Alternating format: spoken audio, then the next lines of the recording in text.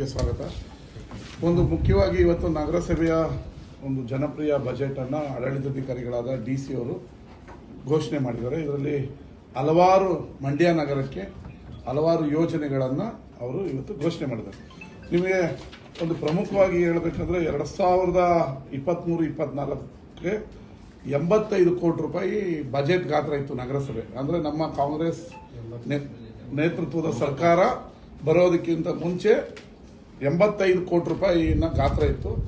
ಇವತ್ತು 26-27ಕ್ಕೆ 123 ಕೋಟಿ ಕೋಟಿ ರೂಪಾಯಿನ ಬಜೆಟ್ ಅನ್ನ ಘೋಷಣೆ ಮಾಡಿದ್ವಿ. ಅಂದ್ರೆ 123.62 ಅಂದ್ರೆ 40 ಕೋಟಿ ರೂಪಾಯಿ ಈ 3 ವರ್ಷದಲ್ಲಿ ಜಾಸ್ತಿ ಬಜೆಟ್ನ ಗಾತ್ರ ಜಾಸ್ತಿ ಆಗಿರೋದು. ಕಾಂಗ್ರೆಸ್ ಸರ್ಕಾರ ಬಂದ ನಂತರ ಮಂಡ್ಯ ನಗರದ ಅಭಿವೃದ್ಧಿಗೆ ಹಲವಾರು ಅನುದಾನಗಳನ್ನ ಕೊಟ್ಟಿರೋದಕ್ಕೆ ಇದಕ್ಕೆ ನಿಮಗೆ ಸಾಕ್ಷಿ ಆಗ್ತದೆ. ಮಂಡ್ಯ ನಗರ ಅಭಿವೃದ್ಧಿ ಹೋಗ್ತಾ ಇದೆ ಅನ್ನೋದಕ್ಕೆ 85 ಕೋಟಿ 23ರಲ್ಲಿತ್ತು ಬಿಜೆಪಿ ಸರ್ಕಾರ ಇದ್ದಂಥ ಸಂದರ್ಭದಲ್ಲಿ. ಈಗ ನಮ್ಮ ಕಾಂಗ್ರೆಸ್ ಸರ್ಕಾರ ಬಂದ ನಂತರ ನಾವು ಸ್ಥಳೀಯ ಸರ್ಕಾರ ಯಾವುದೇ ಇರಲಿ, ಅದು ಜನತಾದಳದವ್ರಿಗೆ ಇದ್ರು, ಇಲ್ಲಿವರೆಗೂ ಜನತಾದಳದವ್ರು ಇದ್ರು, ಅದನ್ನು ನಾವು ಗಣನೆ ತಗೊಂಡು ಅವ್ರಿಗೂ ನಾವು ಬೆಂಬಲವಾಗಿ ನಿಂತು 123 ಕೋಟಿಯ ಬಜೆಟ್ ಅನ್ನು ಮಾಡಿದ್ದೀವಿ. ಅಂದರೆ ಇದೊಂದು ಬಹಳ ಹೆಗ್ಗಳಿಕೆ, ಮಂಡ್ಯ ನಗರದ ನಗರಸಭೆಯ ಹೆಗ್ಗಳಿಕೆ ಅಂದರೆ ತಪ್ಪಾಗಲ್ಲ.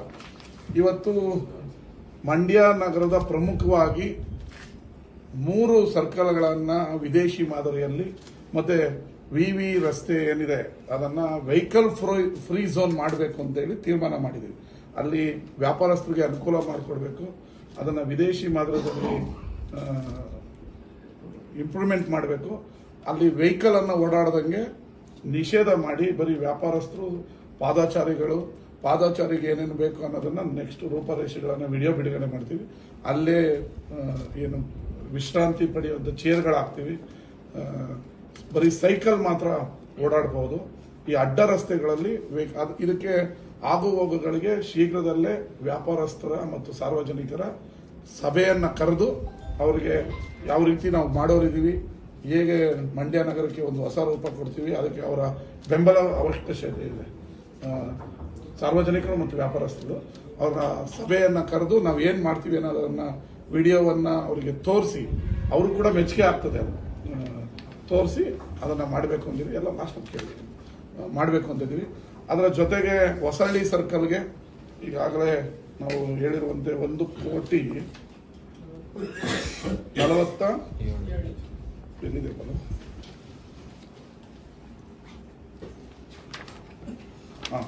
ಹೊಸಳ್ಳಿ ಸರ್ಕಲ್ಗೆ 1 ಕೋಟಿ 47 ಲಕ್ಷವನ್ನ ಈಗ ಆಲ್ರೆಡಿ ಬಿಡುಗಡೆ ಮಾಡಿದ್ದೀವಿ.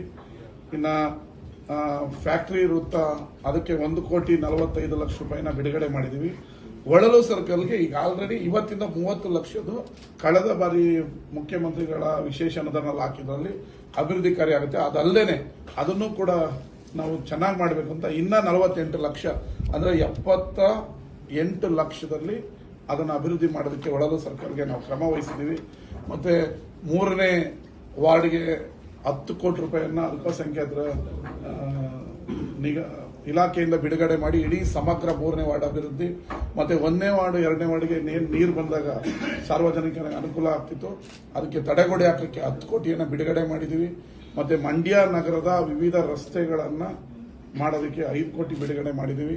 ಅದಲ್ಲದೆ ಮುಖ್ಯಮಂತ್ರಿಗಳ ವಿಶೇಷ ಅನುದಾನದಿಂದ ಕೆಂಪೇಗೌಡ ರಸ್ತೆ ಏನು ಹೊಸದಾಗಿ ಮಾಡಿದ್ವಲ್ಲ ನಾವು, ಅದು ಮುಂದುವರೆದಕ್ಕೆ 3 ಕೋಟಿ ಪ್ಲಸ್ ಬಿಸಿಲು ಮಾರಮ್ಮದಿಂದ ಆದರ್ಶ ಸ್ಕೂಲ್ ಮುಂದೆದಕ್ಕೆ 4.25 ಕೋಟಿಯನ್ನ ಮುಖ್ಯಮಂತ್ರಿಗಳ ವಿಶೇಷ ಅನುದಾನದಿಂದ ಬಿಡುಗಡೆ ಮಾಡಿದ್ದೀವಿ. ಈ ಬಾರಿ ನಗರಸಭೆಯಲ್ಲಿ 11.5 ಕೋಟಿ ರೂಪಾಯಿಯನ್ನ ವಿವಿಧ ಕಾಮಗಾರಿಗಳನ್ನು ತಗೊಳ್ಳೋದಕ್ಕೆ ಈ ವರ್ಷ 26-27 ಎತ್ತಿಟ್ಟಿದ್ದಾರೆ.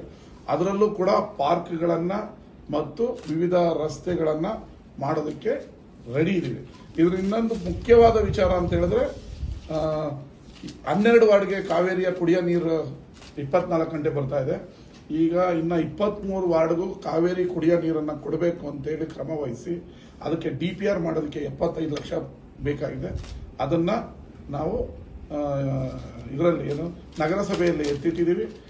ಅದಕ್ಕೆ ಸರ್ಕಾರದಿಂದ 140 ಕೋಟಿ ರೂಪಾಯಿ ಬೇಕಾಗುತ್ತೆ ಅಂತ ಅಂದಾಜಿಸಲಾಗಿದೆ. DPR ರೆಡಿ ಆದ ನಂತರ ಸರ್ಕಾರದಿಂದ 140 ಕೋಟಿಯನ್ನು ಬಿಡುಗಡೆ ಮಾಡಿಸಿ ಇಡೀ 23 ವಾರ್ಡ್ ಉಳಿದ 23 ವಾರ್ಡಿಗೂ 24 ಅವರ್ ಕುಡಿಯೋ ನೀರನ್ನು ಕೊಡೋದಕ್ಕೆ ನಾವು ರೆಡಿ ಇದ್ದೀವಿ.